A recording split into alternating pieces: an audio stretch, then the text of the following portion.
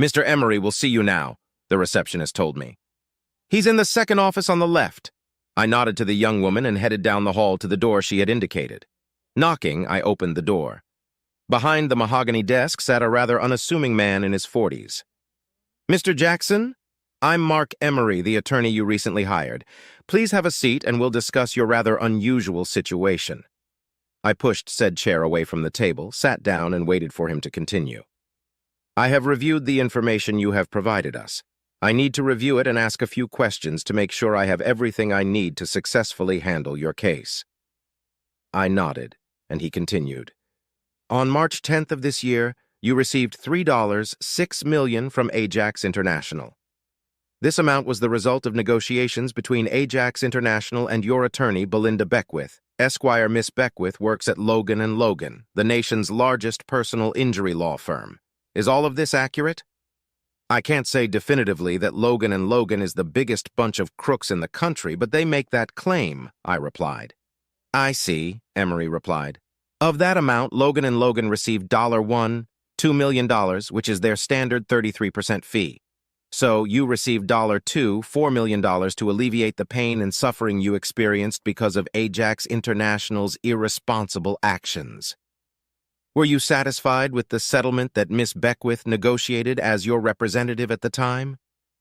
I was actually angry that my wife of 6 years cheated on me with a coworker, but yes, the money helped calm my ruffled feathers, I admitted.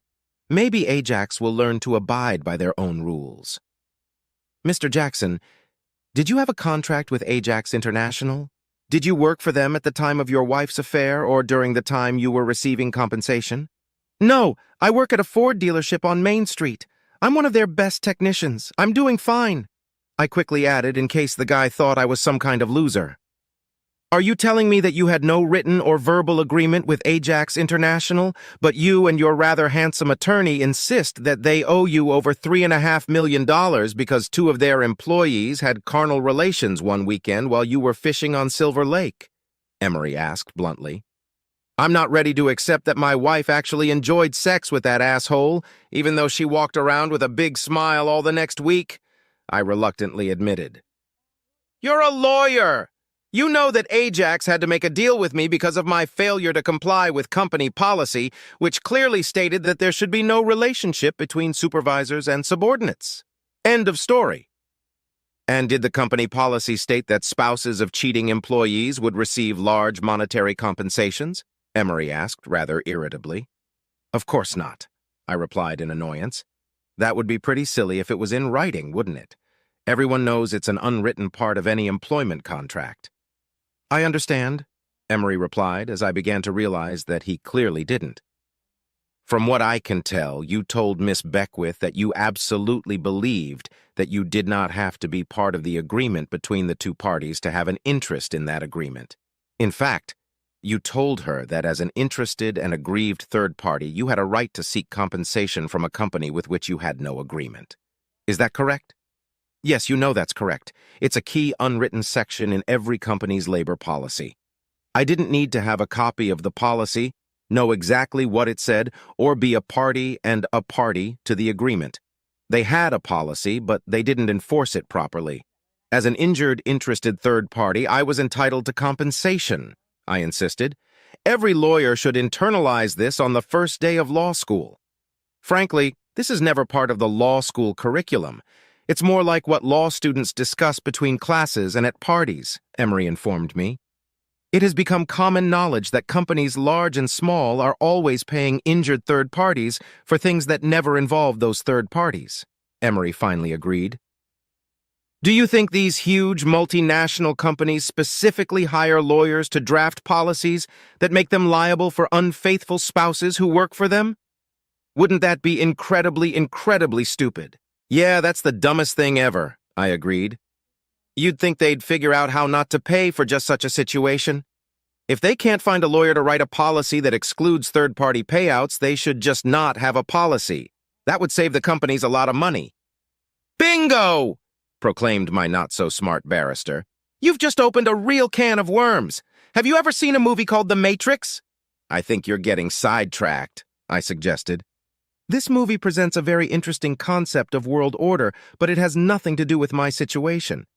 Aren't you wondering why the company has to award you and thousands of other pissed-off husbands millions and millions of dollars every year because of an unwritten section of the labor policy? Because they have to, exclaimed I. That's just the way it is. That's all we need to know. Don't try to confuse me with logic or facts. I know my rights. Your mindless insistence that third parties are actually part of the contract is why you have this problem today, Emery explained nonchalantly. Miss Beckwith is a very attractive woman, isn't she? She dresses to maximize her attractiveness, doesn't she? Emery asked. I was beginning to doubt the abilities of my new legal wolfhound. Yes, she was attractive as hell, but that didn't give her company any rights to my end of the deal. We were consenting adults and we were acting on mutual consent. Please humor me, Emery insisted rather than asked. According to my information, the second time you met with her to discuss your case, her left breast accidentally fell out of her dress. You stared at it in amazement for 23 seconds before she put it back into her rather low-cut top. Is that right? Are you asking me if it's true that you were given this information, or if it's true what actually happened? I deftly parried. Touché, Emery replied, grinning broadly. Is that what really happened? I didn't time it, but I can assume it's pretty accurate, I replied. We got a copy of the videotape, and that's exactly what happened, Emery objected. I can see why you're at a loss for words. Those are beautiful-looking breasts. Did you know that Logan & Logan has a rule that if an employee's breasts accidentally fall out of their restraints and into plain view, the employee has 30 seconds to cover them back up? That's the dumbest thing I've ever heard. How many employees could have such a problem to necessitate the creation of a policy governing this rare occurrence? I asked. Exactly. You are beginning to realize, albeit somewhat belatedly. Oddly enough, this has become a fairly common problem for the women in this firm, all of whom are very wealthy. They often have closet malfunctions during client meetings, especially since the new policy went into effect. I find that damned odd. Do you think it's a coincidence or some kind of conspiracy? I wondered. Let me ask you this, Emery said. Did both of her breasts fall out on your next visit? Did you reach out for those beautiful breasts before she could put them back in? Were they as amazing as they appeared at first glance? Better than in any video movie you've ever seen, I replied enthusiastically. She wasn't a slip of the tongue, and she wasn't a slip of the tongue. They were natural, full and firm as hell. I got it. What's more, I have the videotape, Emery informed me. The problem is this. According to Logan & Logan's new policy, customers are not supposed to grope their female employees' breasts if they happen to stick out of their tops for less than 30 seconds. That's another weird piece of information, I agreed. I didn't know that, but why should that give them the right to sue me? I didn't know that rule, and I certainly never agreed to anything even remotely similar. I figured that since they were making such a lot of money on my case and I knew that her breasts didn't accidentally fall out a second time, I, as a client, had the right to fondle these puppies a little. Don't you understand? You gave an affidavit and even videotaped it, stating that you strongly believe that the company's policy definitely affects third parties. In fact, you were compensated $6 million for that very belief.